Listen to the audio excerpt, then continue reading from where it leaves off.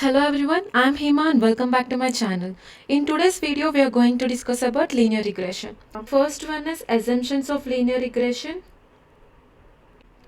followed by mathematical explanation,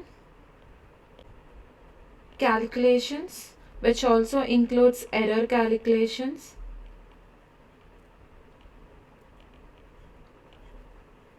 which essentially talks about model evaluation, and then followed by where can this be used. Talking about what linear regression is, it is a simple statistical regression model which can be performed with both single and multiple features. Now, what is the main goal of linear regression?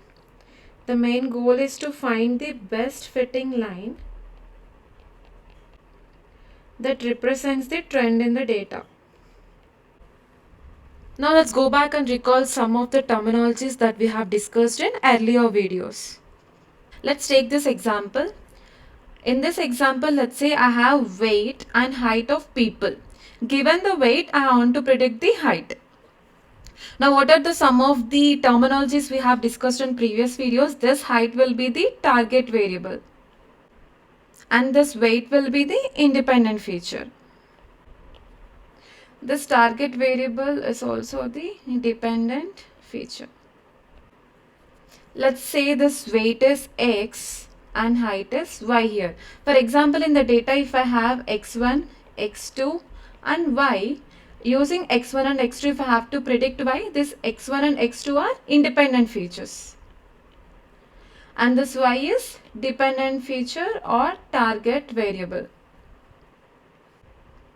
Now, when there is a linear relationship between this independent feature and dependent feature, we can use linear regression.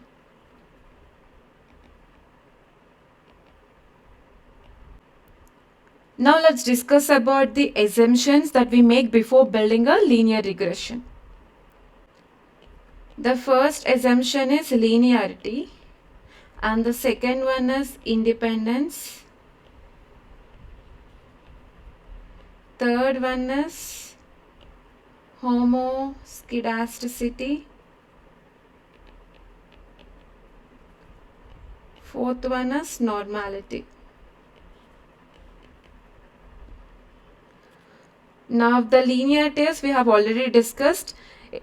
The dependent and independent features should have linear relationship. And what is independence? So once we predict the value, for example, y is the true value and y cap is the predicted value from the model, the difference of these two is called residual or error. Now, what's the assumption we make as part of independence? That these residuals are independent and correlated. And the next one is homoscedasticity. In this, we assume that the variance of these residuals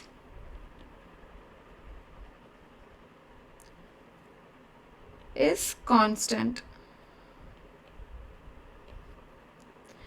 And the fourth assumption we are making is the normality. That is, the residuals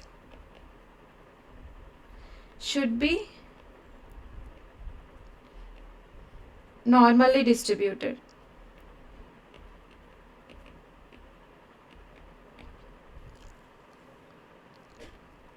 So these are the four assumptions that we make before building any linear regression model.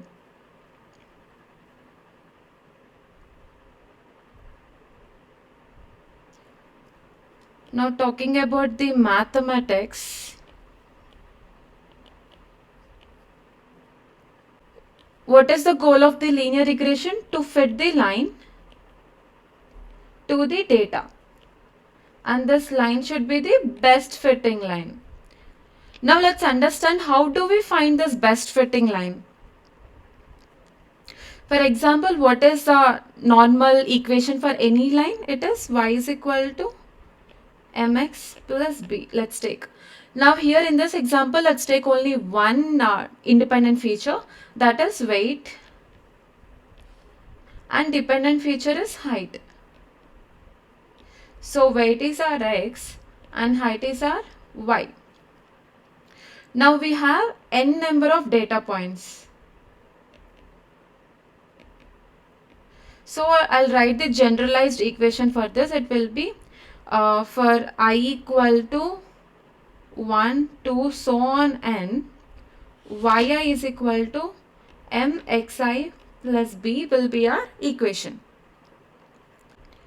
Here m is the slope of the line and b is the intercept. X is the independent variable and y is the target variable.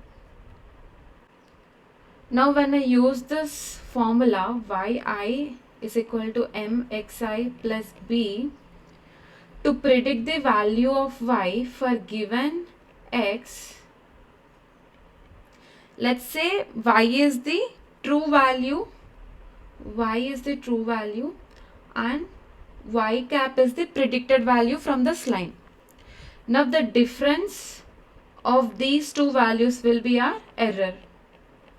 In linear regression, we'll calculate error as sum square of errors, which will be sum of, for I is equal to 1 to n, for n data points, it will be sum of y minus y cap whole square. So this will be the sum of squared errors. Now what is our goal in this linear regression? To find the best fitting line. To find the best fitting line, what should be the criteria? This error should be minimized. Now how do we minimize this error? We'll see it. The equation we have for sum of squared errors is sum of I equal to 1 to n y minus predicted value whole square, and for yi we have a formula I equal to 1 to n yi minus mxi plus b whole square. Now how will we find the minimum of this? This is essentially a parabola, which means the graph of this curve is going to be like this. Now we need to find this minimum value. How will we find the minimum value? If we look at the slopes of this curve, the slope at the minimum value is 0. In all the other places, it's either positive slope or negative slope. So to find the value where the slope is 0, we need to do the partial derivation. Here what are the variables we have? M and B. Now we have to do partial derivation of sum of squared errors with M and make it to 0. And the next one we have to do is partial derivation with respect to B and equal to 0. Let's do the first equation. So here if you look at this, we are going to do derivative with respect to m. Following the chain rule, this 2 will come forward and it's minus xi. So it will be minus 2 summation of I equal to 1 to n xi into yi minus mxi minus b. This will be equated to 0. Now look at only this part of the equation. Minus 2 can be ruled out. Now the equation will be summation of I equal to 1 to n xi of mi minus mxi minus b equal to 0, which is summation of xi yi minus mxi square minus bxi equal to 0. Thus I can write it as summation of xi of yi minus b. I have taken common of these two and sending this to this side equal to mxi square. Now let's have this equation as equation 1.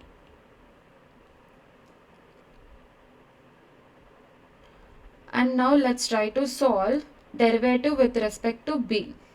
Here when we are derivating with respect to b, it will be here again this 2 will go front and it will be minus 2 summation of I equal to 1 to n yi minus mxi minus b equal to 0. Now let's solve this equation.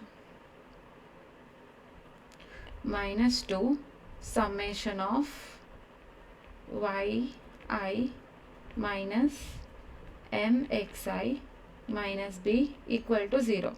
This 2 will be ruled out and it will be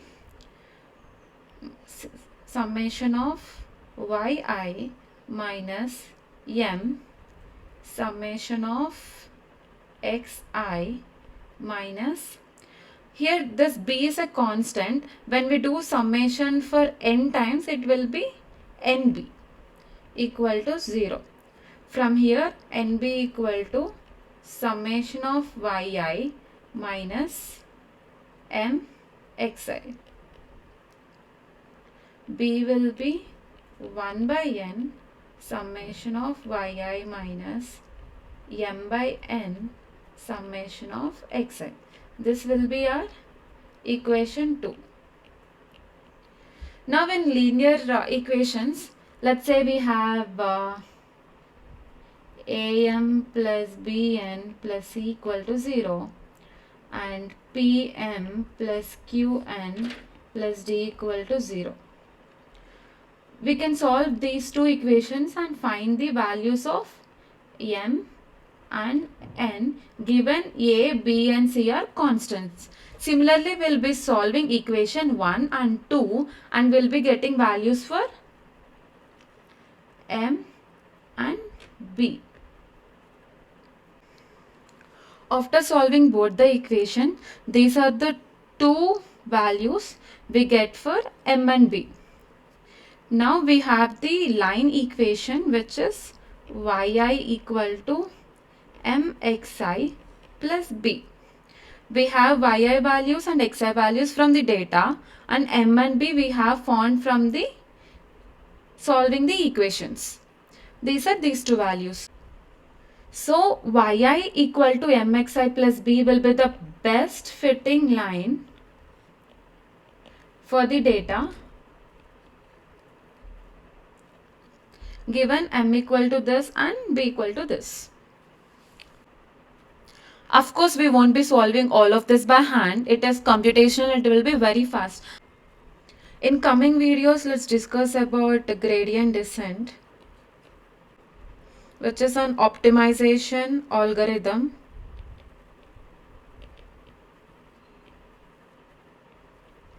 which is used to train machine learning models by minimizing the errors. And it is based on a greedy search strategy. Now let's do some calculations considering the data we have shown in the starting of the video. Now this is our x and this is our y. In this column we have multiplied x and y, and in this we have squared the x and here we have squared the y. Now let's calculate the summation of all the xy, x square and y square. Also x and y, summation of x will be, after adding all these values you'll get 1 2 3 7, and summation of y will be 477, and here it is 85125 222755 32683. Now what we'll be doing now, we'll be calculating m and b. 2, 3, 4, 5, 6, 7. Our n is 7. So it will be 7 into summation of xy will be 85125 minus summation of y is 477 into summation of x is 1237 divided by 7 into summation of x square 222755 minus summation of xi whole square 1237 whole square. So here the numerator will be 5826 after calculation and denominator will be 29116. So m value will be 0.200. Similarly, let's calculate the b value. Let me make some space here. B will be 1 by 7. Summation of y is 477 minus m is 0.2 divided by 7. Summation of x is 1237. Let's do the calculation. 477 divided by 7 is 68.14 minus this is 35.34 which is around 33. Because I haven't considered all the decimal values, it's approximately equal to 33. Now our best fitted y will be y is equal to mx plus b.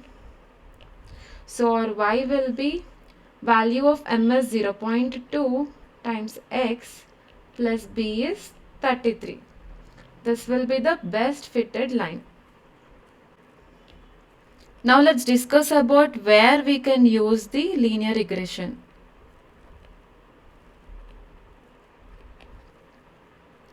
Now let's say I have here only weight and height. Now if I plot weight and height, I'll have all the data points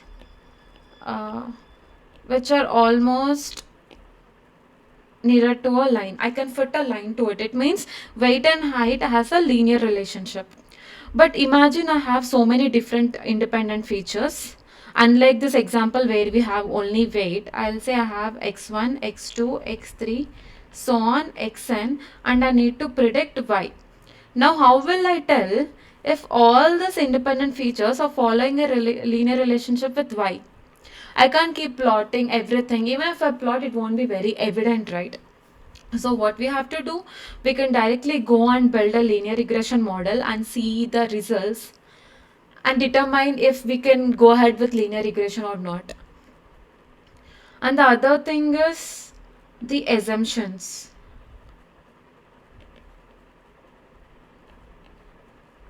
We need to check if the residuals are normally distributed, if the variance is constant, so on so. All the assumptions also we need to check it. So what all did we discuss in this video? We have discussed about linear regression. Its assumptions and how we are finding the best fitted line using mathematical explanation. And we have seen an example where we can use linear regression. I have forgotten very important topic actually. So when we are taking errors, we are taking the sum of squared errors, which is summation of y minus y predicted whole square. Why are we not taking y minus yi? Or why are we not taking absolute value of the differences yi minus y predicted? We can take sum of any of these things, right? Why are we taking only sum of squared errors? Any idea? Please comment below. Thank you. If you like the video, please like, share and subscribe.